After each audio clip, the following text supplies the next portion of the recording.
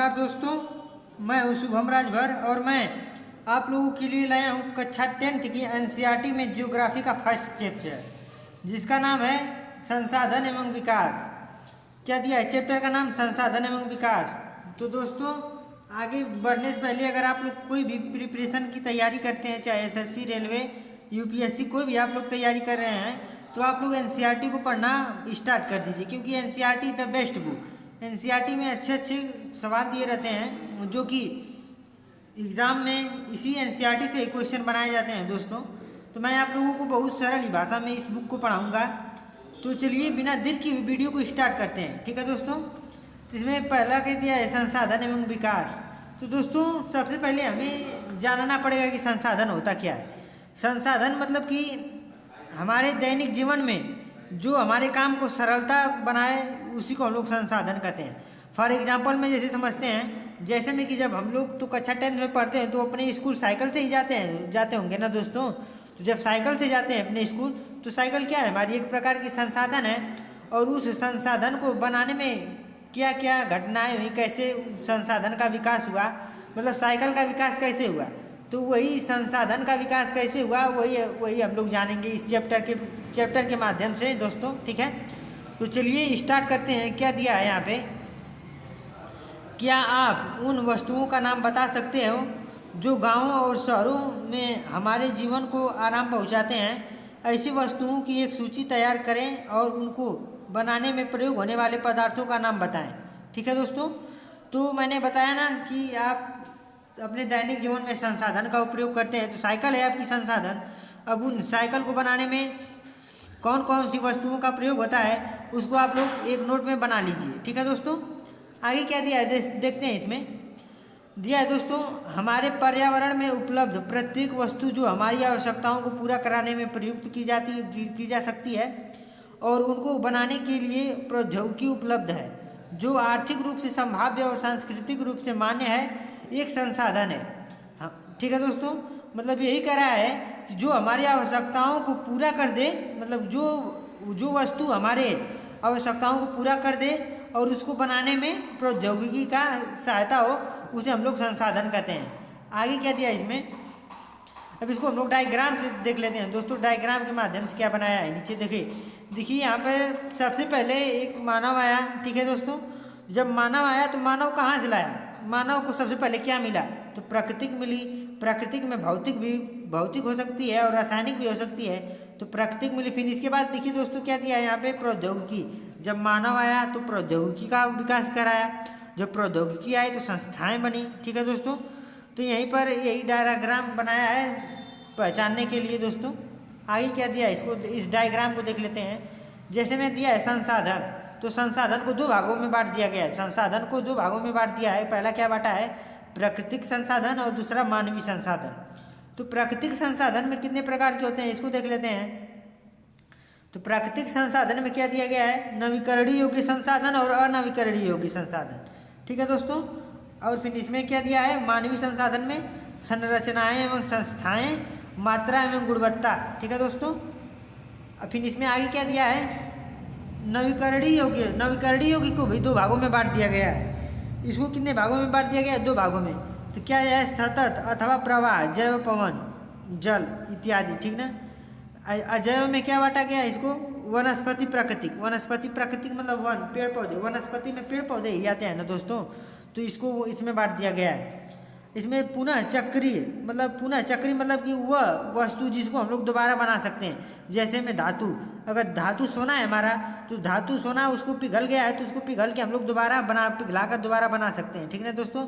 और अचक्रीय मतलब क्या आता है? अचक्रीय मतलब जीवाश्म ईंधन। अचक्रीय मतलब जैसे पेट्रोल क्या है? एक जीवाश्म ईंधन है, अगर वह उसे हम लोग चक्रण नहीं कर सकते हैं दोस्तों। तो इसको क्या किया है? डायग्राम के माध्यम से हमको समझा दिया है यहाँ तक। अब इसको हम लोग डिटेल से जानेंगे कि प्राकृतिक संसाधन और मानवीय संसाधन क्या होते हैं। आगे देखते हैं, ठीक है दोस्तों। तो हमने यहाँ से पढ़ा था, यहाँ टिक लगा दिया था। अब इसके आगे से पढ़ते हैं। क्या दिया है? हमारे पर्यावरण में उपलब्ध वस्तुओं, ठीक ना। हमारे पर्यावरण में उपलब्ध वस्तुओं क्या दिया है यहाँ पे?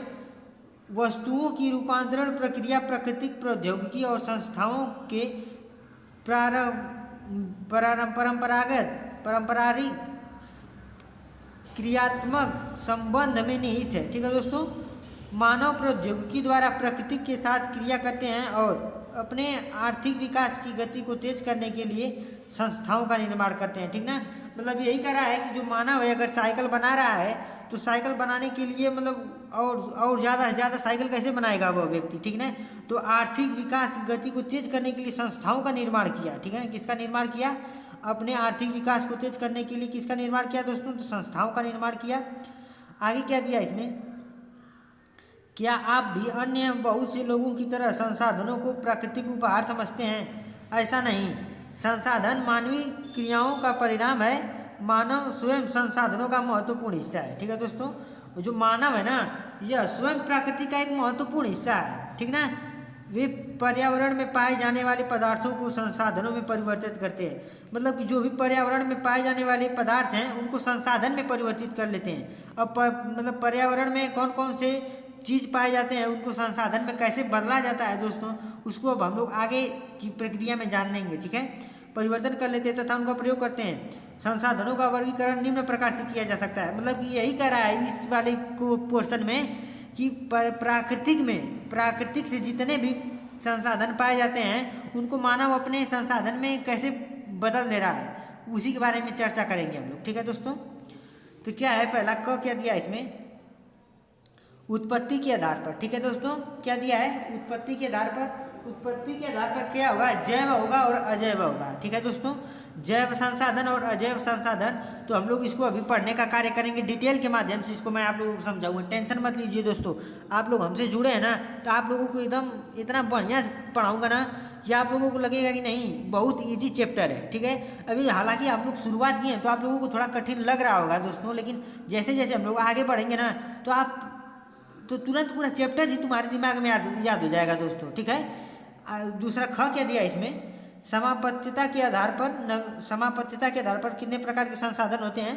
तो नवीकरणीय योग्य और अनवीकरणीय योग्य होता है। ठीक है दोस्तों, आगे क्या दिया इसमें, स्वामित्व के आधार पर क्या दिया? व्यक्तिगत और सामुदायिक और राष्ट्रीय और अंतर्राष्ट्रीय दिया है। ठीक है, और घ क्या दिया है? विकास के स्तर पर आधार के आधार। ठीक है, विकास के स्तर के आधार पर, मतलब विकास के आधार पर कैसे कैसे होता है संसाधन, उसको देख लेते हैं। संभावी, विकसित और भंडार के संचित कोष। ठीक है दोस्तों, तो इसमें यही इतना ही दिया है। अब अगले पृष्ठ की तरफ बढ़ते हैं हम लोग। अब इसमें अगला क्या दिया है टॉपिक, विकसित संसाधन। विकसित संसाधन किसी को कहते हैं, इसको देखते हैं। वे संसाधन जिनका सर्वेक्षण किया जा चुका है और उनके प्रयोग की गुणवत्ता और मात्रा निर्धारित की जा चुकी है, विकसित संसाधन कहलाते हैं। संसाधनों का विकसित प्रौद्योगिकी और उनकी संभाव्यता के आधार पर निर्भर करता है। ठीक है दोस्तों, मतलब विकसित संसाधन किसे कहते हैं इसके बारे में आगे और डिटेल से जानेंगे। और अगला टॉपिक क्या दिया है, भंडारण। भंडार किसे कहते हैं इसको देख लेते हैं। पर्यावरण में उपलब्ध वे पदार्थ जो मानव की आवश्यकताओं को पूर्ति कर सकते हैं परंतु उपयुक्त प्रौद्योगिकी के अभाव में उनकी पहुंच से बाहर है। भंडारण में शामिल है, जैसे उदाहरण के लिए जल दो गैसों का हाइड्रोजन और ऑक्सीजन का यौगिक है। हाइड्रोजन ऊर्जा का मुख्य स्रोत बन सकता है परंतु इस उद्देश्य से उसका प्रयोग करने के लिए हमारे पास उन्नति की तकनीकी का ज्ञान नहीं है दोस्तों। मतलब ये क्या करा है कि ऐसे संसाधन जो हमारे देश में प्रयुक्त हैं लेकिन हम लोग तकनीकी के कारण उसका हम लोग प्रयोग नहीं कर पाते हैं, उसी को क्या कहते हैं, भंडार कहते हैं। जैसे में पानी है तो पानी से हाइड्रोजन गैस और ऑक्सीजन का मिश्रण है, तो लेकिन हम लोग उसका प्रयोग ही नहीं कर पाते हैं कि उससे हम लोग कुछ अलग चीज़ बना सकें। ठीक है दोस्तों, इसमें यही कहा है। फिर आगे क्या दिया इसमें, संचित कोष में क्या करा है, यह संसाधन भंडार का हिस्सा है जिन्हें उपलब्ध तकनीकी ज्ञान की सहायता से प्रयोग में लाया जा सकता है परंतु इसका उपयोग अभी आरंभ नहीं हुआ है। इसका उपयोग भविष्य में आवश्यकता पूर्ति के लिए किया जा सकता है ना। मतलब यह करा है कि यह ऐसा संसाधन भंडारण संसाधन है जिसका प्रयोग हम लोग अभी हमारे तकनीकी के ज्ञान में अभी तक नहीं आया है, लेकिन हमारे आने वाले भविष्य में जो हमारी आने वाली पीढ़ियां हैं उसमें यह प्रयोग होगा। ठीक ना, तो इसमें क्या दिया है, जैसे में कि नदियों के जल को विद्युत पैदा करने में प्रयुक्त किया जा सकता है परंतु वर्तमान समय में इसका प्रयोग सीमित पैमाने पर नहीं हो रहा है। इस प्रकार में बांधों में जल वन आदि संचित कोष हैं जिनका उपयोग भविष्य में किया जा सकता है। मतलब यही करा है यह जितने भी बांध हैं, बांध से तो हम लोग बिजली नहीं उत्पन्न करते हैं, लेकिन कुछ राज्यों में बिजली उत्पन्न हो रही है। तो वही कह रहा है कि बांध एक संचित कोष है जिससे हम लोग भविष्य में तकनीकी के उपयोग से बिजली उत्पन्न कर सकते हैं। ठीक है दोस्तों, इसमें क्या दिया है, क्रियाकलाप। अपने आसपास के क्षेत्र में पाए जाने वाले भंडार और संचित कोष संसाधनों की एक सूची तैयार कीजिए। मतलब आप लोगों को तैयार करना होमवर्क में है दोस्तों, आप लोग इसको तैयार करके लाइएगा। ठीक है, आगे क्या दिया है इसमें दोस्तों, देखते हैं। आगे दिया इसमें यही कि ये भी टेढ़ा टेढ़ा हो रहा है, कैसे ससुरा। संसाधनों का विकास, संसाधनों का विकास, जिस संसाधन जिस प्रकार मनुष्य के जीवन यापन के लिए अति आवश्यक है, उसी प्रकार जीवन की गुणवत्ता बनाए रखने के लिए भी महत्वपूर्ण है। ठीक ना, मतलब ये अगर है, मतलब जिस प्रकार संसाधन मनुष्य को जीवन जीने के लिए तो उपयोग करता है नहीं है, लेकिन उसको संरक्षित करना भी मनुष्य के लिए आवश्यकता है ना भाई।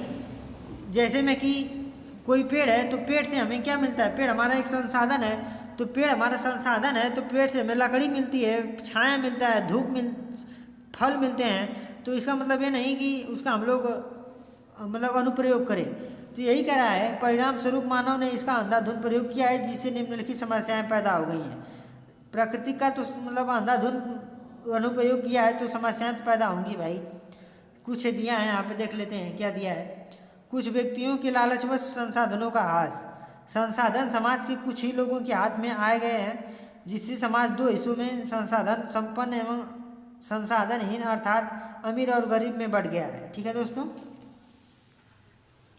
आगे क्या दिया इसमें, संसाधनों के अंधाधुंध विशेष से वैश्विक पारिस्थितिक संकट पैदा हो सकती है, जैसे में भूमंडलीय तापन, ओजोन परत अवक्षरण, पर्यावरण प्रदूषण और भूमि निर्मिमीकरण। ठीक ना दोस्तों, जहाँ तक कि हमें संसाधनों से लाभ तो है, लेकिन कुछ हानिकारक भी है। ठीक है दोस्तों, तो लाभ में कैसे में है, जैसे में समझते हैं कि जैसे में मोटर गाड़ी है, तो मोटर गाड़ी से तो हम लोग जाते हैं तो जल्दी पहुँच जाते हैं कहीं, तो वो हमारे लिए अच्छा संसाधन है। लेकिन उससे जो हानियाँ होती हैं उस पर भी हमें नियंत्रण करना चाहिए। ठीक है दोस्तों, आगे क्या दिया इसमें देख लेते हैं। मानव जीवन की गुणवत्ता और विश्व शांति बनाए रखने के लिए संसाधनों का समाज न्याय संगत बंटवारा आवश्यक हो गया है। यदि कुछ ही व्यक्तियों तथा देशों द्वारा संसाधनों का वर्तमान दोहन जारी रहता है तो हमारी पृथ्वी का भविष्य खतरे में पड़ सकता है। मतलब कह रहा है कि अगर इसी तरह हमारे पृथ्वी पर पेट्रोल डीजल वाली गाड़ियां बढ़ती रही, अगर उनका प्रदूषण नहीं रोका गया तो पृथ्वी खतरे में पड़ सकती है। और जो भी फैक्ट्रियों का धुआं निकलता है, यदि उन पर रोक नहीं लगाया गया तो हमारी पृथ्वी खतरे में पड़ सकती है। ठीक ना, इसलिए हर तरह के जीवन का अस्तित्व बनाए रखने के लिए संसाधनों के उपयोग का योजना बनाना अति आवश्यक है। सतत अस्तित्व सही अर्थ में सतत पोषणी विकास का एक ही हिस्सा है। ठीक है दोस्तों, तो अब इसमें आगे क्या दिया है इसको देख लेते हैं। जैसे में सतत पोषणी विकास, इसके बारे में क्या हुआ है इसको यहाँ पे बताया गया है दोस्तों। जैसे में सतत पोषणी विकास आर्थिक का विकास है। आर्थिक विकास का अर्थ है विकास पर्यावरण को बिना नुकसान पहुँचाए और वर्तमान विकास की प्रक्रिया भविष्य की पीढ़ियों की आवश्यकता और अवहेलना न करें। इसमें क्या फिक दिया है, बहुत ही इंपॉर्टेंट क्वेश्चन है दोस्तों। अगर आप लोग किसी भी एग्जाम की तैयारी करेंगे ना तो क्वेश्चन यहीं से उठाएगा।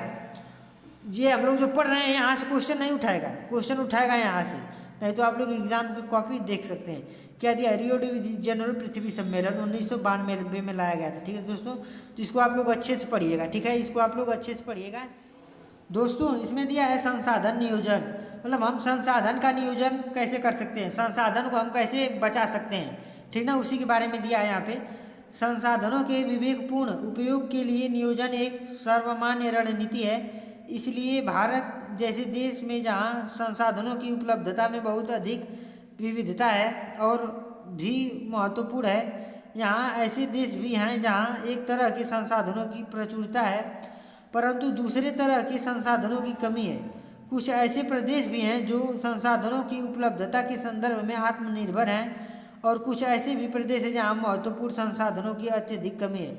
उदाहरण के लिए जैसे देख लेते हैं, झारखंड, मध्य प्रदेश और छत्तीसगढ़ आदि प्रांतों में खनिज और कोयले के प्रचुर भंडार हैं और अरुणाचल प्रदेश जैसे प्रदेश में जल संसाधन प्रचुर मात्रा में पाए जाते हैं परंतु मूल विकास की कमी है। राजस्थान में पवन और सौर ऊर्जा संसाधन की बहुलता है लेकिन जल संसाधनों की कमी है। लद्दाख की मरुस्थल देश के अन्य सभी भागों से अलग पड़ता है और यह प्रदेश सांस्कृतिक विरासत का धनी है, परंतु यहाँ जल आधारभूत अवसंरचना तथा कुछ महत्वपूर्ण खनिजों की कमी है। इसलिए राष्ट्रीय, प्रांतीय, प्रादेशिक और स्थानीय स्तर की संतुलित संसाधन नियोजन की आवश्यकता है। ठीक है दोस्तों, यह क्या करा है? संसाधन नियोजन मतलब यही करा है कि मान लीजिए कुछ राज्यों में कुछ संसाधन तो अधिक मात्रा में पाए जाते हैं, लेकिन कुछ राज्यों में नहीं पाए जाते हैं। जैसे में क्या बताया गया है यहाँ पे, झारखंड, मध्य प्रदेश और छत्तीसगढ़ आदि प्रांतों में तो खनिज और कोयला बहुत अधिक मात्रा पाया जाता है, लेकिन वहाँ पे पानी नहीं पाया जाता है। और यहाँ के अगर है अरुणाचल प्रदेश में तो जल अधिक पाया जाता है, लेकिन वहाँ कोयला नहीं पाया जाता है। और यहाँ का है लद्दाख के शीत मरुस्थल में अलग अलग मतलब कि अलग अलग देश की अलग अलग सांस्कृतिक विरासत है, इसी के बारे में यहाँ पे बताया गया है दोस्तों। ठीक है, आगे चलते हैं, इसमें क्या दिया है अब। तो आगे दोस्तों दिया है भारत में संसाधन नियोजन, मतलब भारत में संसाधन नियोजन कैसे होता है इसके बारे में जानते हैं हम लोग। ठीक ना, तो कैसे होता है इसके बारे में देख लेते हैं दोस्तों। दिया है संसाधन नियोजन एक जटिल प्रक्रिया है। संसाधन नियोजन एक जटिल प्रक्रिया है जिसमें निम्नलिखित सोपान है। ठीक ना, क दिया इसमें देश के विभिन्न प्रदेशों में संसाधनों की पहचान कर उनकी तालिका बनाना, इस कार्य में क्षेत्रीय सर्वेक्षण, मानचित्र बनाना और संसाधनों की गुणात्मक एवं मात्रात्मक अनुमान लगाना व मापन करना है। ठीक ना, और ख क्या दिया इसमें दोस्तों, ख दिया है संसाधन विकास नियोजन लागू करने के लिए उपयुक्त प्रौद्योगिकी, कौशल और संस्थागत नियोजन ढांचा तैयार करना। ठीक है दोस्तों, तो ये आप लोगों को समझ में आ रहा है ना क्या बता रहा हूँ। और ग क्या कर रहा है इसमें, संसाधन नियोजनों और राष्ट्रीय विकास योजना में समन्वय स्थापित करना। ठीक है, क्या दिया है, स्वाधीनता के बाद भारत में संसाधन नियोजन के उद्देश्य की पूर्ति के लिए प्रथम पंचवर्षीय योजना का प्रयास किया गया था। ठीक ना दोस्तों, क्या कर रहा है कि स्वाधीनता के आधार पर मतलब कई उद्देश्य योजनाओं को पूर्ति करने के लिए प्रथम पंचवर्षीय योजना का विकास किया गया था। ठीक ना, आगे क्या दिया है इसमें, किसी क्षेत्र के विकास के लिए संसाधनों की उपलब्धता एक आवश्यक शर्त है, परंतु प्रौद्योगिकी और संस्थाओं में तदनुरूपी परिवर्तनों के अभाव में मात्र संसाधनों की उपलब्धता से ही विकास संभव नहीं है। देश में बहुत से क्षेत्र हैं जो संसाधन समृद्ध होते हुए भी आर्थिक रूप से पिछड़े प्रदेशों की गिनती आती है। इसके विपरीत कुछ ऐसे प्रदेश भी हैं जो संसाधनों की कमी होते हुए भी आर्थिक रूप से विकसित हैं। ये क्या कर रहा है दोस्तों कि मतलब कुछ ऐसे प्रदेश हैं, ऐसे राज्य हैं जहाँ पे संसाधन तो कम है लेकिन वह विकसित हैं, और ऐसे कुछ राज्य हैं जहाँ पर संसाधन अधिक है लेकिन वह विकसित नहीं है। मतलब इसका मतलब यही है कह रहा है। ठीक है दोस्तों, अब इसमें आगे क्या दिया है, क्या आप संसाधन संपन्न परंतु आर्थिक पिछड़े संसाधन विहीन है परंतु नाम बता सकते हैं, तो इसको आप लोगों को होमवर्क में करना है दोस्तों।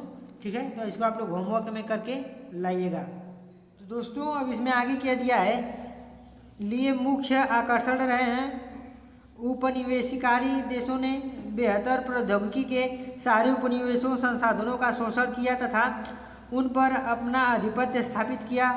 ठीक है, अंत संसाधन किसी प्रदेश के विकास में भी तभी योगदान दे सकते हैं जब वहाँ प्रयुक्त प्रौद्योगिकी विकास और संस्थागत परिवर्तन किए जाएंगे। ठीक है दोस्तों, उपनिवेश के विभिन्न चरणों में भारत ने इन सबका अनुभव किया है। अतः भारत में विकसित विकास सामान्यतः तथा संसाधन विकास लोगों के मुख्यतः संसाधनों की उपलब्धता पर ही आधारित नहीं है, बल्कि इसमें प्रौद्योगिकी, मानव संसाधन की गुणवत्ता और ऐतिहासिक अनुभव भी योगदान रहा है। ठीक है दोस्तों, समझ में आ रहा है ना कि क्या दिया है। अगर समझ में नहीं आ रहा है तो वीडियो को दोबारा देखना, समझ में बिल्कुल आएगा, क्योंकि मैं आप लोगों को सबसे ईजी भाषा में समझा रहा हूँ दोस्तों। ठीक है, कि जल्दी जल्दी आप लोगों को समझ में आ जाए। आगे क्या दिया इसमें, संसाधनों का संरक्षण, मतलब संसाधन का संरक्षण, संसाधनों को हम लोग कैसे बचाएं इसके बारे में ये बताया गया है। ठीक है दोस्तों, क्या दिया इसमें, संसाधन किसी भी तरह के विकास में महत्वपूर्ण भूमिका निभाते हैं। ठीक है, सही बात है भाई, जो संसाधन है वह किसी भी प्रकार का विकास होगा तो उसमें अपनी भूमिका तो निभाएंगे ही, ठीक ना। परंतु संसाधनी का विवेकहीन उपभोग और अति उपयोग के कारण कई सामाजिक, आर्थिक और पर्यावरणीय समस्याएं पैदा हो सकती हैं। इस समस्याओं से बचाव के लिए विभिन्न स्तरों पर संसाधनों का संरक्षण आवश्यक है। भूतकाल से ही संसाधनों का संरक्षण बहुत से नेताओं और चिंतकों के लिए चिंता का विषय रहा है। उदाहरण के लिए गांधी जी ने संसाधनों के संरक्षण पर अपनी चिंता का हित शब्दों के व्यक्त की है, ठीक है। जैसे में गांधी जी ने पहले ही बता दिया था कि संसाधनों में कुछ कमी आ सकती है, उसके बारे में यहाँ पे बताया गया है। दोस्तों क्या बताया गया है उसके बारे में? हमारे पास हर व्यक्ति की आवश्यकता पूर्ति के लिए बहुत कुछ है, लेकिन किसी के लालच की संतुष्टि के लिए नहीं। अर्थात हमारे पास पेट भरने के लिए बहुत है, लेकिन पेटी भरने के लिए नहीं, ठीक है। तो इसको आप लोग अंडरलाइन कर लीजिए, क्योंकि यह यूपीएससी में अगर क्वेश्चन पूछेगा तो आप लोग इसको अंडरलाइन करके लिख सकते हैं दोस्तों, ठीक है। आगे क्या दिया इसमें? नहीं, उसके अनुसार दोस्तों क्या दिया है यहाँ पे? उसके अनुसार विश्व स्तर पर संसाधन आज के लिए लालची और स्वार्थी व्यक्ति तथा आधुनिक प्रौद्योगिकी की शोषणात्मक प्रवृत्ति जिम्मेदारी है। वे अत्यधिक उत्पाद के लिए विरुद्ध थे और इनके स्थान पर अधिक बड़े जन समुदाय द्वारा उत्पादन के पक्षधर थे, ठीक है दोस्तों। अब इसमें आगे क्या दिया है? भू संसाधन। भू संसाधन मतलब क्या होता है? भूमि के संसाधन, भूमि के जैसे मतलब भूमि जो है, भूमि को कैसे बचाया जाए, भूमि का संरक्षण कैसे किया जाए, इसमें यही बताया गया है दोस्तों, ठीक है। तो क्या बताया गया है इसमें देख लेते हैं। हम भूमि पर रहते हैं, इस प्रकार अनेकों आर्थिक क्रियाकलाप करते हैं और विभिन्न रूपों में इसका प्रयोग करते हैं, ठीक है। विभिन्न रूपों में इसका प्रयोग करते हैं। अतः भूमि एक बहुत महत्वपूर्ण प्राकृतिक संसाधन है। सही बात है भाई, भूमि एक बहुत महत्वपूर्ण प्राकृतिक संसाधन है। प्राकृतिक वनस्पति, वन्य जीवन, मानव जीवन, आर्थिक क्रियाएं, परिवहन तथा संचार व्यवस्थाएं भूमि पर ही आधारित हैं ना। परिवहन तथा संचार व्यवस्थाएं भूमि पर ही आधारित हैं, ठीक है दोस्तों। परंतु भूमि एक सीमित संसाधन है। क्या भूमि को हम लोग बढ़ा सकते हैं? नहीं बढ़ा सकते हैं भाई, भूमि एक सीमित संसाधन है। इसलिए उपलब्ध भूमि का विभिन्न उद्देश्य के लिए उपयोग सावधानी से योजनाबद्ध तरीके से होना चाहिए। मतलब यही करा है भाई, भूमि को हम लोग बचाएं, ठीक ना। इसका प्रयोग अच्छे से करें और इसका जितना प्रयोग होता है उतना ही प्रयोग करें, ठीक ना। मतलब भूमि को कैसे बचाया जाए। आगे क्या दिया है दोस्तों इसमें? भारत में भूमि पर विभिन्न प्रकार की भू आकृतियाँ पाई जाती हैं। जैसे में पर्वत पाई जाती है, पठार पाया जाता है, मैदान और द्वीप पाए जाते हैं। लगभग 43% भू क्षेत्रीय मैदान है जो कृषि और उद्योग के विकसित के लिए सुविधाजनक है। पर्वत पूरे भू क्षेत्र के 30% भाग पर विस्तृत है। मतलब जो पर्वत है ना, पूरे जमीन पर 30% पे विस्तृत है, ठीक ना दोस्तों। वे कुछ 12मासी नदियाँ को प्रवाहित करने में सुनिश्चित करते हैं ना। मतलब पर्वतों से ही तो नदियाँ निकलती हैं, जो कि 12मासी नदियाँ हैं, पर्वतों से ही निकलती हैं। मतलब 12मासी नदियाँ किसे कहते हैं? मतलब जिस नदी में हमेशा पानी भरा रहता हो उसी को 12मासी नदियाँ कहते हैं। और जो नदियाँ पहाड़ से निकलेगी उन्हीं को ना 12मासी नदियाँ कहेंगे भाई, क्योंकि पहाड़ पिघलेगा तो उसमें पानी हमेशा रहेगा। पर्यटन विकास के लिए अनुकूलित परिस्थितियाँ प्रदान करता है और पारिस्थितिक के लिए महत्वपूर्ण है। और जो लोग पर्यटक होते हैं उनके लिए अति महत्वपूर्ण वातावरण बनाता है और पारिस्थितिक तंत्र के लिए भी अति महत्वपूर्ण होता है, ठीक है दोस्तों। क्या दिया इसमें? देश के क्षेत्रफल का लगभग 27% हिस्सा पठारी है। पूरे देश के क्षेत्रफल का लगभग 27% हिस्सा पठारी क्षेत्र है। इस क्षेत्र में खनिज, जीवाश्म ईंधन, वनों का उपचार, संचय कोष है, ठीक ना दोस्तों। मतलब इन्हीं में इन जीवाश्म ईंधन, खनिजों का मतलब कि संचित कोष है दोस्तों। तो आप लोग यहाँ पर डायग्राम बनाया गया है, इसको आप लोग देख लीजिए थोड़ा। जो यहाँ पे नीला वाला भाग है, तो नीला वाला भाग में 43% मैदान पाया जाता है और यहाँ पे जो 30% भाग है, यहाँ पे 30% भाग पर्वत है और 27% क्या है, तो 27% भाग पठार है दोस्तों। ठीक है, तो ये आप लोगों को समझ में आया। अब चलते हैं आगे, आगे क्या दिया है इसको देख लेते हैं दोस्तों। तो आप लोग इस डायग्राम को बहुत ध्यान से देखिए। देखिए यहाँ पर क्या बनाया गया है, यहाँ पर दिखाया है 1। तो 1 भाई कितने परसेंट है, 18.1% 1 है। जो ये इसके बाद ये कितना है, जितना भूमि है बंजर भूमि कितना है, तो 18.11% बंजर भूमि है। फिर जो हल्का ग्रीन कलर का है 9.5% गौर कृषि प्रयोजनों के अंतर्गत क्षेत्र है। ठीक ना। और अस्थायी चारागाहों तथा अन्य गोचर भूमि क्या है यहाँ पे, तो यहाँ पे अस्थायी चारागाहों इतना है 4.71% है दोस्तों। और यहाँ पर क्या दिया है, विविध वृक्षों फसलों तथा उपवनों के अंतर्गत कितना परसेंट है, तो भाई 3.7% है। ठीक है, इसी प्रकार अब अगला डायग्राम क्या बनाया गया है इसमें, कृषि योग्य बंजर भूमि। कृषि योग्य बंजर भूमि कितनी है, तो ये वाला जो रंग है 5.5% है। इसी तरह आप लोग इसको थोड़ा ध्यान से देख लीजिएगा कि जो भी डायग्राम बनाया गया है। अब इसमें आगे क्या दिया है दोस्तों, इसको देख लेते हैं। भू उपयोग मतलब भूमि का उपयोग हम लोग कैसे करें, तो भू संसाधनों का उपयोग निम्नलिखित उपयोग से किया जा सकता है। मतलब भूमि का उपयोग हम लोग कैसे कैसे करते हैं इसके बारे में जान लेते हैं दोस्तों। ठीक है, तो क्या दिया है, 1 दिया है। फिर दूसरा का क्या दिया है, कृषि के लिए अनुपलब्ध भूमि।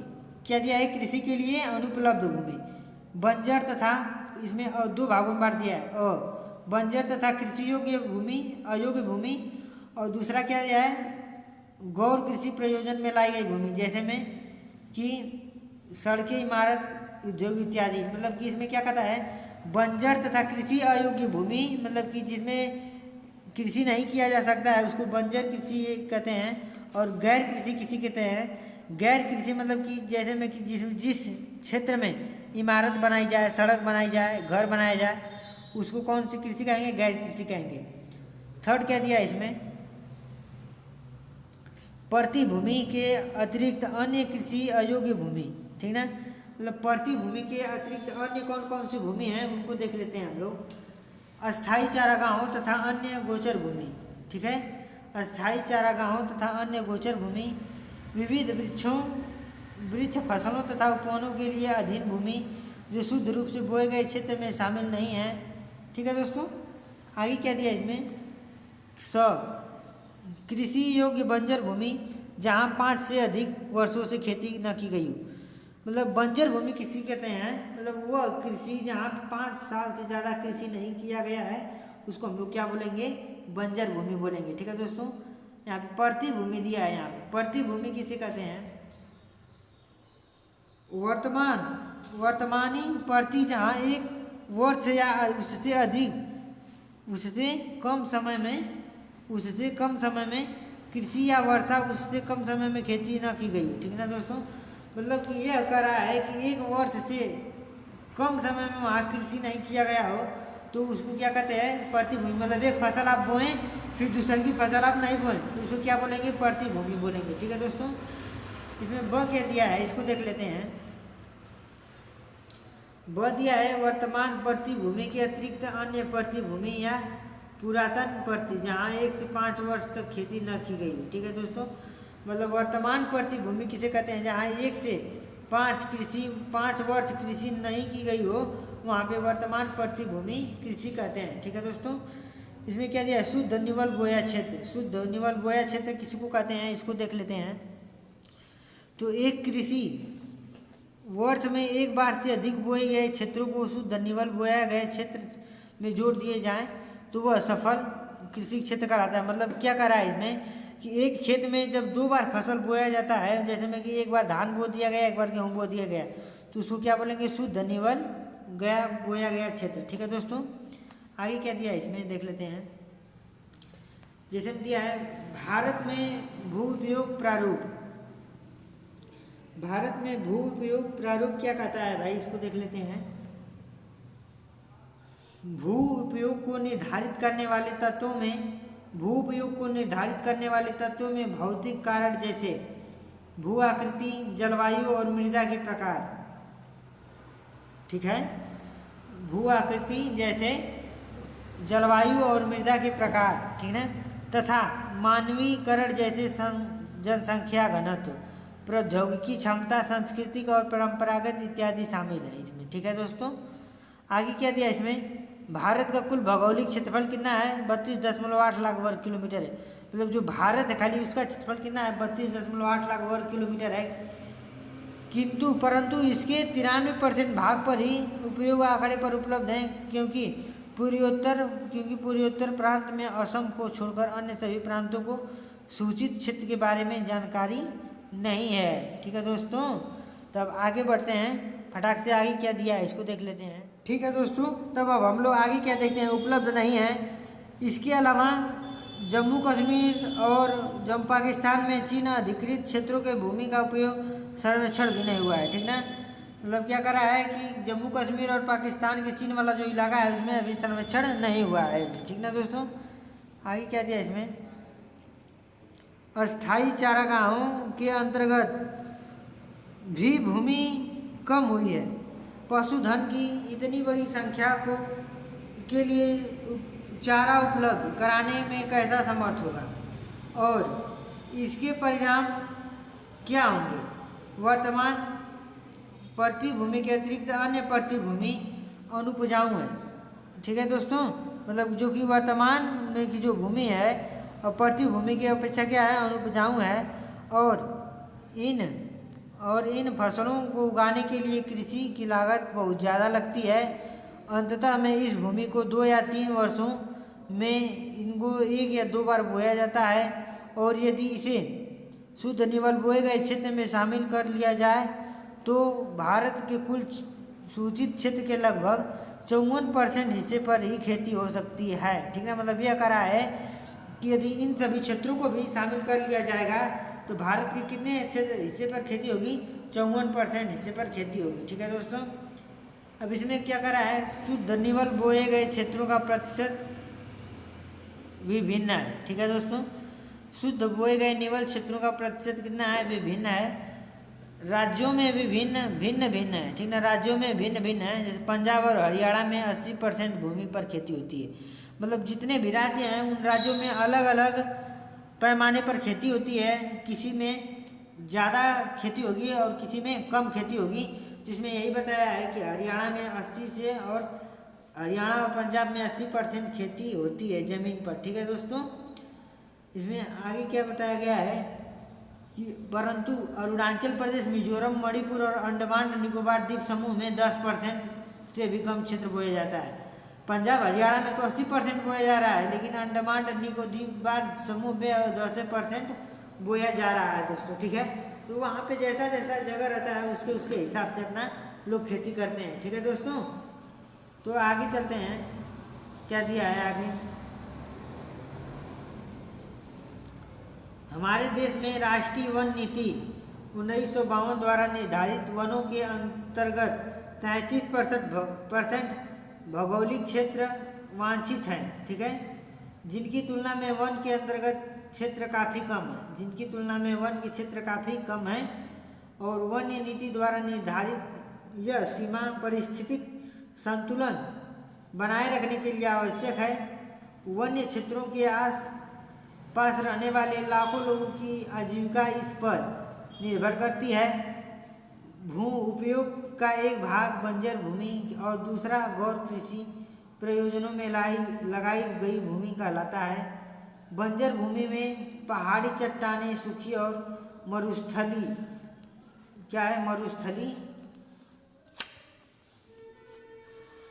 भूमि शामिल है। गौर कृषि प्रयोजनों में लगाई गई भूमि में बस्तियां, रेलवे लाइन, उद्योग आदि आते हैं। ठीक है दोस्तों, आगे क्या दिया इसमें, आगे यह दिया है दोस्तों इसमें कि समय तक लगातार भूमि सर्वेक्षण और प्रबंधन की अवहेलना करने एवं लगातार भू उपयोग के कारण भू संसाधनों का निम्नीकरण हो रहा है। इसके कारण समाज और पर्यावरण पर गंभीर आपदा आ सकती है। ठीक है दोस्तों, तो भूमि का संरक्षण कम किया जाए, सरकार से अनुरोध है इसके लिए। ठीक है दोस्तों,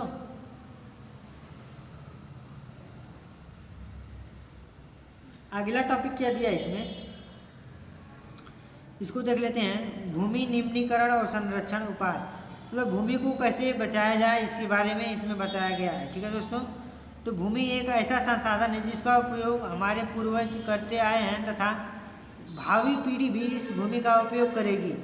हम भोजन, मकान और कपड़ा कोई अपनी मूल आवश्यकताओं का 95% भाग भूमि से ही प्राप्त करते हैं। ठीक है, मानव कल्पनाओं के कारण न केवल भूमि का निम्नीकरण हो रहा है और बल्कि भूमि को नुकसान पहुंचाने वाली प्राकृतिक कारकों को भी बल मिला है। ठीक है दोस्तों, इस समय भारत में लगभग 13 करोड़ हेक्टेयर भूमि निम्नीकृत है और इसमें लगभग 28% भूमि निम्नीकृत वनों के अंतर्गत है। 56% भूमि क्षेत्र अपरदित है। ठीक ना, यह क्या करा है, इस समय वर्तमान में 13 करोड़ हेक्टेयर भूमि निम्नीकृत है। ठीक ना, 13 करोड़ भूमि निम्नीकृत है और लगभग 28% भूमि वनों के लिए अंतर्गत है और 56% भूमि जल अपरदित है। ठीक है दोस्तों, कितना है, 56% जल अपरदित है और शेष क्षेत्र लवड़ी और क्षारीय हैं। कुछ मानव क्रियाओं जैसे वनोन्मूलन, अति पशुचारण, खनन ने भी भूमि के निम्नीकरण के लिए मुख्य भूमिका निभाई है। ठीक है दोस्तों, मतलब कि इसके लिए भूमि के लिए वनोन्मूलन ये सब बहुत से मतलब कि अच्छा भूमिका निभाई है। इनको रोकने के लिए मतलब कैसे कैसे रोका जाए इसको, यही सब बताया गया है इसमें। ठीक है दोस्तों,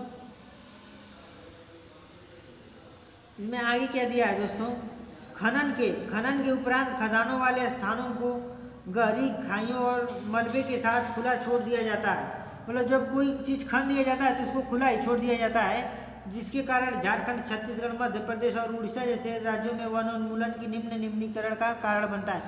जैसे में गुजरात, राजस्थान, मध्य प्रदेश और महाराष्ट्र के अति पशुचारण भूमि निम्नीकरण का मुख्य कारण है। पंजाब, हरियाणा और पश्चिमी उत्तर प्रदेश जैसे राज्यों में अधिक सिंचाई भूमि निम्नीकरण के लिए उत्तरदायी है। मतलब यही करा है कि यदि आप लोग भूमि को खन देंगे तो जो खनेंगे तो उसमें जो धूल कण रहेंगे, जब हवा मारेंगी तो वही सब हमारे उड़कर खेतों में जाएंगे दोस्तों। जब जाएंगे तो ज़्यादा से ज़्यादा पानी की आवश्यकता होगी। ठीक है दोस्तों, क्या है कि अति सिंचित से उत्पादित जलांकित भी भूमि निम्नीकरण के लिए उत्तरदायी है, जिसमें मृदा में लवड़ी और क्षारीय बढ़ जाती है। जिस खनिज प्रक्रिया जैसे सीमेंट उद्योग में चूना पत्थर को पीसना आदि, मृदा बर्तन उद्योग में चूना खड़िया मृदा और सेल खड़ी की प्रयोग से बहुत से अधिक मात्रा में वायुमंडल में धूल विसर्जन होता है, जिसके परत भूमि पर जम जाती है तो मृदा जल सूखने की प्रक्रिया को अवरुद्ध कर देता है। ठीक है दोस्तों, तो इसमें यही कह रहा है कि आप लोग ज़्यादा से ज़्यादा खनन मत करिए और खनन करते हैं तो उसका आप लोग ध्यान में रखिए, उससे ज़्यादा वायु प्रदूषण न हो। ठीक है, तो आप लोग उससे बचे रहिए। अब अगला टॉपिक क्या है उसको देख लेते हैं। लोग अगला क्या दिया है इसको देखते हैं। पिछले कुछ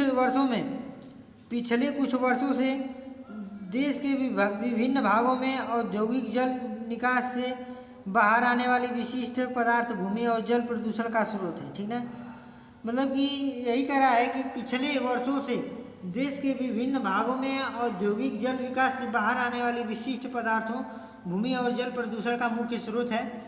इसको समझते हैं। क्या दिया है, भूमि निम्नीकरण की समस्याओं को सुलझाने के लिए कई तरीके हैं। वनारोपण और चारागाहों की उचित प्रबंधनों में इसमें कुछ हद तक मदद मिल सकती है।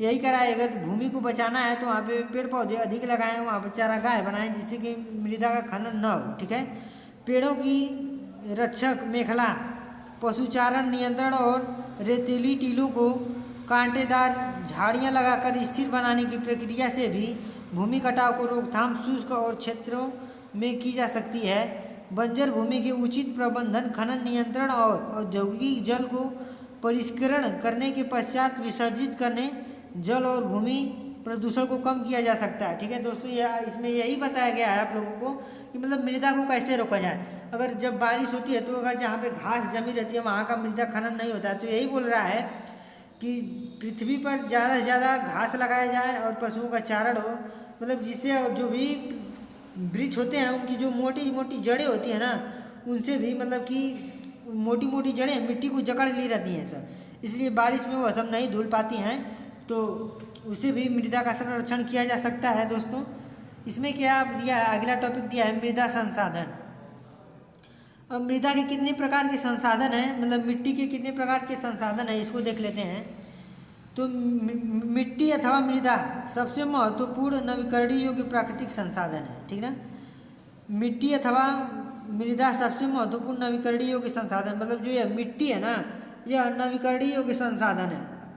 यहाँ से अगर मान लीजिए बह चली गई दूसरी जगह, फिर हम इसको वहाँ से पुनः प्राप्त कर सकते हैं, जिसको हम पुनः प्राप्त कर सकते हैं उसे नवीकरणीय योग्य संसाधन कहते हैं, और जिसको पुनः प्राप्त नहीं कर सकते हैं उसे अनवीकरणीय योग्य संसाधन कहते हैं, ठीक है दोस्तों। तो ये आप लोगों को समझ में आया।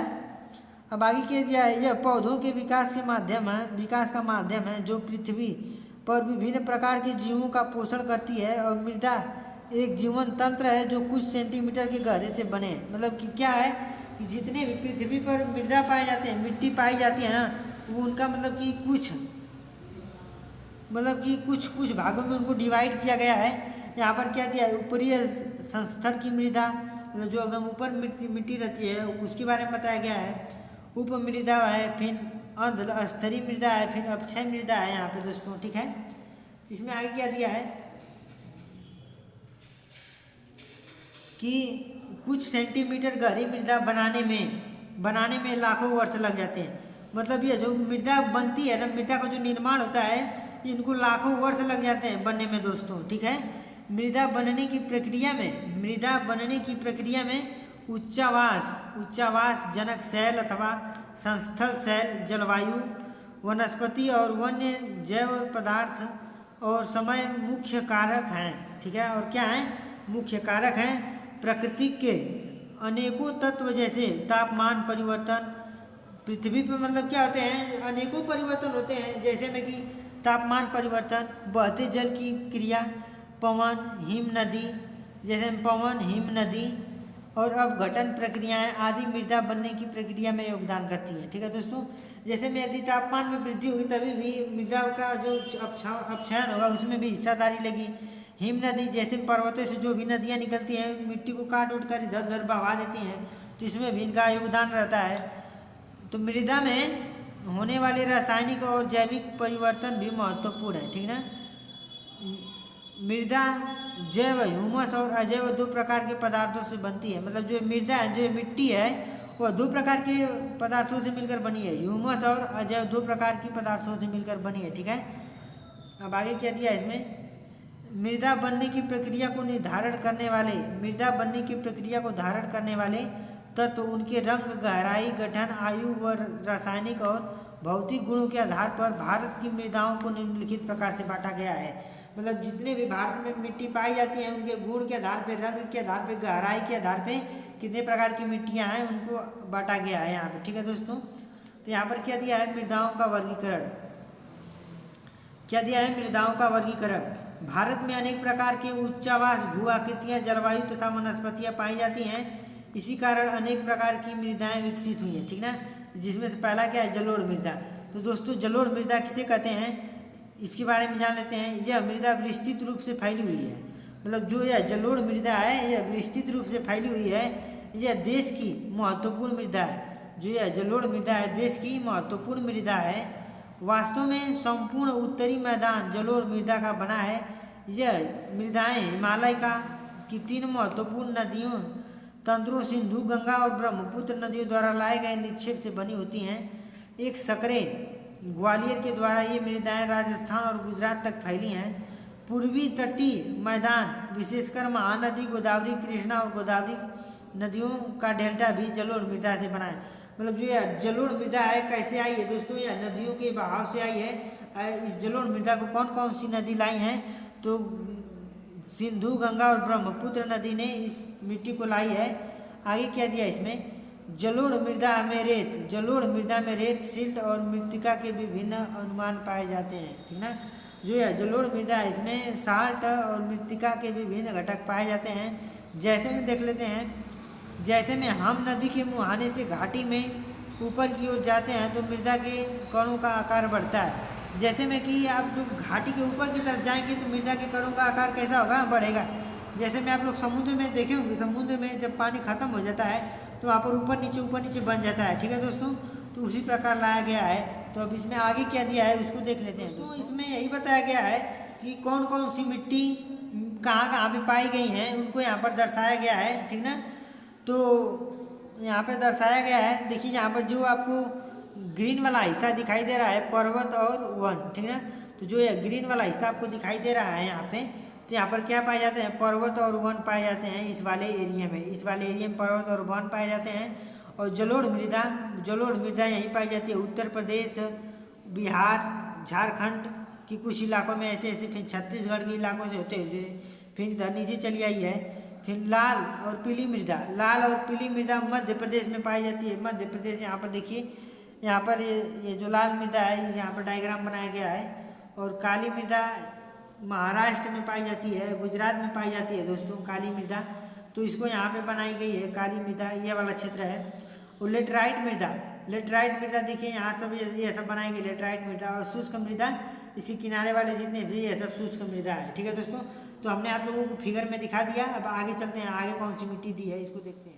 तो ठीक है दोस्तों, अब इसमें क्या दिया है, जैसे में कि मृदा के कणों का आकार बढ़ता है, मतलब मृदा के कणों का आकार बढ़ता है तो कैसे होता है, अब इसको यहाँ से हम लोग स्टार्ट करते हैं। बढ़ता चला जाता है। नदी घाटियों के ऊपरी भाग में जैसे में ढाल भंग के समीप मोटे कण वाली मृदाएं पाई जाती हैं। ऐसी मृदाएं पर्वतों की तलहटी में बने मैदान के ऊपर जैसे द्वार, जो क्षेत्र और तराई में आमतौर पर पाई जाती है। मतलब कि सरकरा भाग में वैसी मृदाएं पाई जाती हैं, मतलब वो उनका आकार वैसा होता है। ठीक है दोस्तों, इसमें आगे क्या दिया है, कणों के आकार या घटाव के घटकों के अलावा मृदाओं की पहचान उनकी आयु से भी होती है। मतलब जो मिट्टी होती है उनकी आयु से भी उसकी हम लोग पहचान कर सकते हैं। ठीक है दोस्तों, आयु के आधार पर, मतलब आयु के आधार पर मिट्टी को दो भागों में बांटा गया है। कौन है, जलोढ़ मृदा को दो भागों में बांटा गया है। तो जलोढ़ मृदा को दो भागों में बांटा गया है। पहला क्या है, पुराना जलोढ़ यानी बांगर, पुराना जलोढ़ दिया है यानी बांगर मिट्टी किसे कहते हैं। तो इसमें क्या है, और नया जलोढ़ यानी खादर, यानी बांगर मृदा के कंकर, यानी बांगर मृदा के कंकर ग्रंथियों की मात्रा ज़्यादा होती है।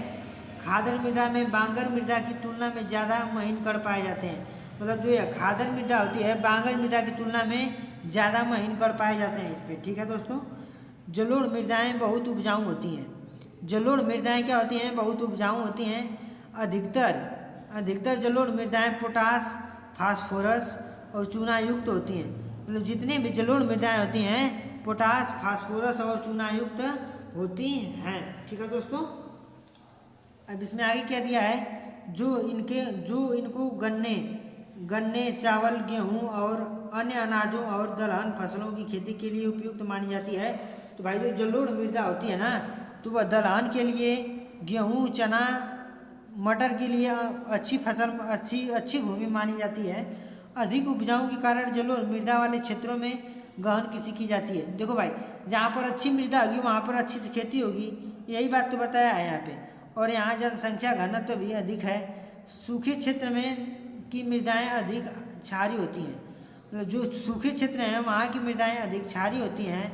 इन मृदाओं का सही उपचार और सिंचाई करके इनकी पैदावार बढ़ाई जा सकती है। मतलब जहाँ पर मृदाएं उपजाऊ नहीं है वहाँ पर खाद देकर या फिर वहाँ पर सिंचाई करके वहाँ पे अधिक पैदावार बनाई जा सकती है। ठीक है दोस्तों, तो आप लोगों को जलोढ़ मृदा समझ में आई होगी।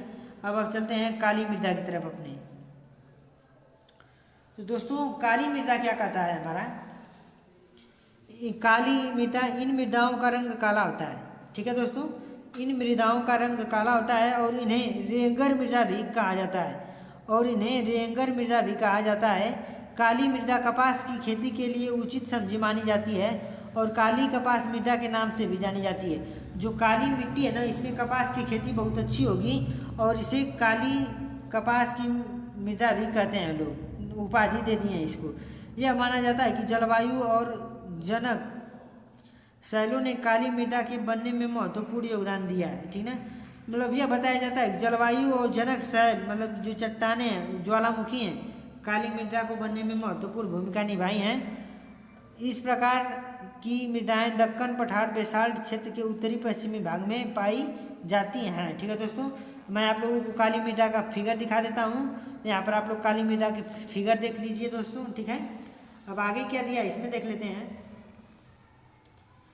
जनक शैलों से बनी है, मतलब यह मृदा पाई जाती है, लावा और जनक शैलों से बनी है।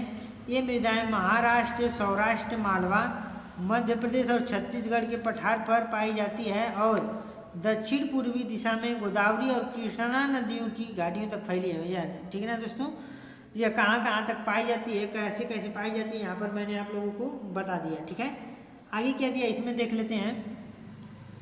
काली मृदा बहुत महीन कण अर्थात मृत्तिकाओं से बनी है। ठीक है, जो काली मृदा है बहुत ही महीन कणों से बनी है। ठीक है दोस्तों, इसकी नमी धारण करने की क्षमता बहुत होती है, मतलब जो इसकी नमी की धारण करने की क्षमता होती है काली मिट्टी की ना, बहुत अधिक होती है। इसके अलावा ये मृदाएं कैल्शियम कार्बोनेट, मैग्नीशियम, पोटास और चूने जैसे पौष्टिक तत्वों से परिपूर्ण होती है, परंतु इसमें फास्फोरस की मात्रा कम होती है। गर्म और शुष्क मौसम में इन मृदाओं में गहरी दरारें पड़ जाती हैं, जिससे इनमें अच्छी तरह से वायु मिश्रित हो जाती हैं। गीली होने पर ये मृदाएं चिपचिप हो जाती हैं और इनको जोतना मुश्किल हो जाता है। इसलिए इसको जुताई मानसून प्रारंभ होने से पहले बौछार से शुरू कर दिया जाता है। ठीक ना दोस्तों, मतलब यही करा है कि इसमें अधिक मात्रा में फास्फोरस की मात्रा पाई जाती है और यह फास्फोरस की मात्रा ज़्यादा पाने के कारण इसमें लसापन ज़्यादा होता है और जिससे कि हवा लगने से सूख जाता है। तो यहाँ पर जो दरारें फट जाती हैं तो उसमें अगर पानी लगेगा तो चिपचिप होगा, इसलिए बारिश होने के पहले इनको जोत लिया जाता है। ठीक है दोस्तों, अब इसमें अगला क्या दिया है, लाल और पीली मृदा। लाल और पीली मृदा, इसको हम लोग क्या कहते हैं, लाल और पीली मृदा को क्या कहते हैं भाई, इसको देख लेते हैं। लाल मृदा दक्कन पठार के पूर्वी और दक्षिणी हिस्सों में रेवेदार आग्नेय चट्टानों पर कम वर्षा वाले भागों में विकसित हुई है। ठीक है दोस्तों, लाल और पीली मृदा उड़ीसा, छत्तीसगढ़ मध्य गंगा मैदान के दक्षिणी छोर पर और पश्चिमी घाट के पहाड़ी हद पर पाई जाती है। इन मृदाओं का रंग लाल रावेदार आग्नेय और रूपांतरित चट्टानों में लौह धातु के प्रसारण के कारण होता है। इसका पीला रंग इसमें जलयोजन के कारण होता है। ठीक है दोस्तों, तो आप लोगों को लाल और पीली मृदा समझ में आई। अब आगे क्या दिया इसको देख लेते हैं। आगे दिया है दोस्तों लेटराइट मृदा। लेटराइट मृदा किसे कहते हैं, लेटराइट ग्रीक भाषा का एक शब्द है, लेटर से लिया गया है, जिसका अर्थ है ईंट। लेटराइट का अर्थ क्या होता है दोस्तों, ईंट होता है। ठीक ना, लेटराइट मृदा का निर्माण उष्ण कटिबंधीय तथा उपोष्ण कटिबंधीय जलवायु से आर्द्र क्षेत्रों तथा शुष्क ऋतुओं के द्वारा एक बात से अधिक आग्नेय होता है। यह भारी वर्षा से अत्यधिक